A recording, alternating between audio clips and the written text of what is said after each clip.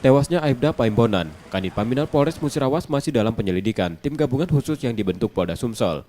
Kabid Humas Polda Sumsel Kombes Supriyadi menerangkan, peristiwa terjadi Kamis lalu di Desa Muara Beliti, Kecamatan Muara Beliti, Kabupaten Musirawas. Polisi belum bisa menyimpulkan penyebab tewasnya salah satu anggota polisi dengan luka tembak di kepala. Di lokasi tersebut ditemukan senjata api dan proyektil, serta mobil pribadi milik Aibda Paimbonan. Jadi begini, yang pertama kita turut berkacita ya atas meninggalnya salah satu anggota dari Polres Musirawas ya. Jadi memang betul ada kejadian di Musirawas, ada salah satu anggota kita yang meninggal.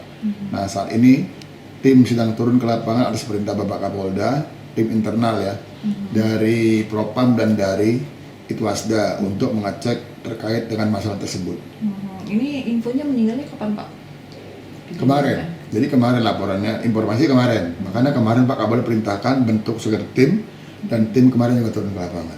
Saat ini dibawa ke rumah keluarga ya Pak, dari rumah sakit? Ya, kemarin dari rumah sakit kita serahkan kepada pihak keluarga. Jenazah Aibda Paimbonan sudah dibawa ke kediamannya di Musi Banyuasin.